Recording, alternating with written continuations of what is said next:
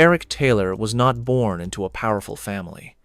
He did not grow up surrounded by server rooms or technology laboratories. He was an ordinary American teenager, living in the very familiar context of the early 2010 seconds. The internet was exploding. Social media was becoming a second world. Identity no longer lived in school or family, but behind a name on a screen. Eric entered the internet very early. At 12 or 13 years old, he spent more time on forums, chat rooms, and underground communities than on football fields or in classrooms. Not because he was bad, but because there, he was heard. He was recognized. He felt that he mattered in a world where adults rarely paid attention to children. But Eric did not fit the typical image of a hacker. He was not a programming prodigy. He did not stay up all night writing complex code. He did not create sophisticated viruses or malware. What Eric was best at did not live inside a computer. It lived inside other people's minds. He understood how people react under pressure. He understood the fear of making mistakes. He understood the urge to help quickly to avoid trouble. Eric learned this very early, through conversations, through quietly observing how adults spoke to one another. He realized that in every modern system, technology was only the outer shell. Humans were the real door. At an age when most children were still trying to figure out who they were, Eric found the perfect role, a name that made people pay attention, Cosmo the God. Not because he believed he was divine, but because the name made him no longer invisible. On the internet, Cosmo was not a child. Cosmo was a force. And from that imbalance between a real-life child and a powerful online persona, the story began to slip out of control. Social engineering does not begin with computers. It begins with a human being who believes they are doing the right thing. Eric Taylor came to understand a difficult truth very early. The most heavily protected systems do not collapse because of technical flaws. They collapse because of emotions, fear, pressure, the desire to help someone quickly before something goes wrong. Imagine an ordinary customer support employee, paid by the hour, dozens of calls every day. A voice on the other end sounds urgent, calm, but tense. The caller says their account is having problems, that if it is not fixed immediately, the consequences will be serious. And if you are the one receiving that call, you have only a few minutes to decide. Eric did not need threats. He did not need force. He only needed to understand what the person on the other end was afraid of. Afraid of being blamed. Afraid of breaking procedure. Afraid of becoming the cause of a major problem. When fear appears, logic steps back, and the door opens. That is what makes social engineering terrifying. It does not require strength. It does not require advanced skills. It only requires someone who knows how to listen, who knows when to speak, who knows how to place themselves in another person's position and guide them step by step. In the modern world, we trust that passwords, firewalls, and encryption will protect us. But Eric saw something else. Humans always want to believe they are in control, and that belief is exactly what makes them easiest to manipulate. Not because they are stupid, but because they are human. They are tired. They're under pressure. They do not want to be the one who causes a mistake. Eric did not break systems with violence. He let systems break themselves, simply by touching the most human emotions inside them. And once you realize this, the story is no longer about hackers. It becomes a story about us. About how, in a world full of technology, the most fragile thing is still trust. Ugnazi was not a large organization. No headquarters. No official leadership. Just a group of teenagers and young adults connected through the internet, through underground forums and private chat rooms. The name sounded aggressive, shocking, even offensive. But for them, it was not a political statement. It was a tool, a way to attract attention in a world where everyone wants to be seen. In online spaces, reputation is worth more than money. A successful attack does not bring dollars, but it brings something many children lack in real life: recognition, attention, the feeling that your name is spreading, that people are talking about you. For Eric and people like him, the internet was not just a tool, it was a stage. UGN a deeply human motivation, the feeling of power. Not political or economic power, but emotional power. The knowledge that with just a few actions, you could make millions of people panic, make large corporations scramble, make adults, people who seem to be in control, suddenly feel helpless. With a teenage mindset, the line between a joke and its consequences is dangerously thin. When the brain is still developing, when empathy is not fully formed, the thrill of winning easily overwhelms long-term thinking. The attacks were called for fun, for the lulz, a light phrase that hides the reality that every keystroke affects real people on the other side. The internet amplifies everything. Praise becomes louder. Victories become exaggerated, and attention becomes addictive.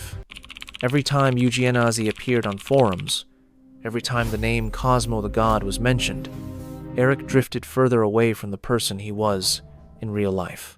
In the real world, he was still a child. Online, he was a symbol of defiance, someone who made systems tremble.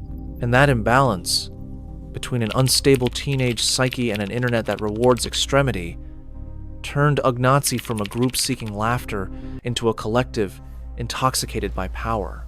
None of them started with the intention of creating disaster. But the internet does not reward restraint. It rewards those who push further. And Ugnazzi, like Eric, pushed too far without realizing when they had lost control of the game. In 2012, everything moved beyond small forums and private laughter. When Twitter suddenly went down, the online world shook. Millions of users could not log in. Timelines went silent. News outlets updated constantly. For ordinary users, it was an inconvenience. For those behind the systems, it was a chilling moment. Somewhere, in a teenage bedroom, Eric Taylor watched the notifications spread. No explosions, no dramatic visuals, just the realization that he had touched something enormous. Twitter was not just a website. It was the heartbeat of the internet at that time. And that heartbeat had just been squeezed. But that was only the beginning. Using the same human manipulation techniques, Eric and Ugnazzi reached even more critical points. Cloudflare, one of the internet's largest shields, the service millions of websites relied on to stay online. No source code needed to be broken. No firewall breached. Only one person in the right position needed to believe they were handling an urgent issue. When control slipped for even a brief moment, the consequences rippled outward. 4chan was redirected. One of the most chaotic communities on the internet suddenly fell under the shadow of a teenage hacker group. To outsiders, it looked like a prank. To system operators, it was a nightmare. Each success increased the scale. Confidence grew, along with a sense of invincibility. But the true line was crossed when the name exposed .su appeared. That site did not target servers. It targeted people, the most powerful names in the United States. Michelle Obama, the CIA director, tech billionaires. Their personal information was exposed coldly. Addresses, social security numbers, credit histories, details normally hidden behind layers of protection. At that point, this was no longer about taking down services. It was a direct invasion of human lives. Behind every data line was a family, a home, a very real sense of fear. Those accustomed to power began to understand what it felt like to be watched, to be exposed. For Eric, everything moved too fast to fully process. Every day he woke up to see his name spreading further, to see fear reflected back at him through the screen. Part of him knew it had gone too far. But another part, fed by attention and applause, did not want to stop. Scale increased, pressure increased, and at the same time, consequences began to accumulate. Law enforcement no longer saw this as teenage mischief. Quiet investigations began. Names were circled. While the internet remained loud, something was shifting silently. The balance between the feeling of power and reality. Eric and Uganazzi had proven they could touch the heart of the internet. But they were also approaching the point where the game ends and the real world demands its price. Swatting was the moment everything tipped completely to the other side. No longer screens, no longer data, but real guns, real people, and the very real risk of death. Swatting works in a chillingly simple way. An anonymous call is made. A story is delivered with a trembling, panicked, convincing voice. There is a murder, hostages, weapons, at a specific address, and within minutes, armed tactical police arrive, ready to fire at any movement deemed threatening. The people inside the house have no idea what is happening. They may be asleep, eating dinner with family, living an ordinary evening. Then the door is broken down. Shouts fill the room, flashlights, blind faces. In that moment, one wrong reflex, one wrong step can end everything. For some in Uganazzi, swatting was once described as an extreme joke, a display of absolute power, no need to touch anything, no need to appear. Yet the entire security apparatus moves because of you. With a teenage mind warped by the internet, that feeling is dangerously addictive. But reality is not entertainment. Innocent people have been injured. Families traumatized for life. Children have watched their parents held at gunpoint in their own living rooms.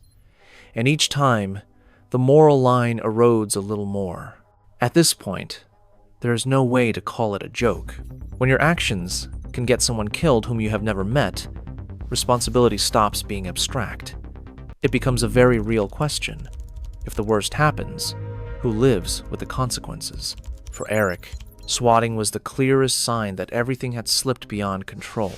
From manipulating emotions over the phone, he had indirectly pulled armed officers to strangers' doors. The internet, once a buffer of distance, had become a direct bridge between reckless decisions and irreversible outcomes. Tension began to grow, not only externally, but inside. Each new success no longer brought pure victory. It carried quiet anxiety, a question not yet spoken. If someone dies, will this still be just an online story? Swatting turned the game into reality, and once reality enters, the internet is no longer a shield. It becomes a mirror, reflecting how a single, careless decision can lead to consequences far greater than anyone imagined. Every climax has a quiet ending. For Eric Taylor, it did not arrive with sirens or flashing lights like in movies. It came as an ordinary morning. A knock on the door. Adults in suits speaking calmly, slowly, without raising their voices. The FBI entered the story that way, quietly, without spectacle, but decisively enough to stop everything. The silent investigations converged on one name, a 15-year-old. At an age when many children still need reminders to do homework, Eric faced far heavier questions. No more nickname, no more Cosmo the God, only Eric Taylor, a child sitting across from representatives of the system he had challenged. The sense of power vanished almost instantly. No forums, no cheering crowd, no rapid notifications, only dense silence in an interview room. Actions were listed. Names were read. Every question pulled Eric back to a reality he had avoided for a long time. It felt nothing like the internet. No thrill, no laughter, only the raw fear of a child realizing the game was over. And this time, there was no logout button. The FBI did not face Cosmo. They faced Eric, a teenager with a young face, an unfinished future, already carrying consequences far beyond his years. The rhythm of the story changed here. The internet, once loud and intoxicating, faded into the background. In its place came prolonged silence, A space where Eric had to sit with himself for the first time, without audience, without reputation, without the screen as armor. At 15, Eric's world shrank to closed rooms, tense conversations, and a question no one could answer for him. Can a child who has gone too far find a way back? The sentence given to Eric Taylor was unlike anything the United States had imposed on a minor before. No long prison term, no juvenile detention facility, but not simple leniency either. The court chose a different path, a punishment designed specifically for the digital age. Eric was placed under strict probation until the age of 21. But the controversy was not about duration, it was about conditions. Eric was banned from using the internet, not partial restrictions. Not just social media, but nearly all network-connected devices, unless explicitly approved and supervised for educational purposes. Computers, phones, social platforms, everything that once defined his world became forbidden. He was also required to hand over all account credentials to authorities. Every digital action was monitored. One small violation could trigger immediate imprisonment. No warnings, no second chances. To many adults, it sounded reasonable. He caused harm through the internet, so the internet was taken away. But to those who understood digital culture, it was something else.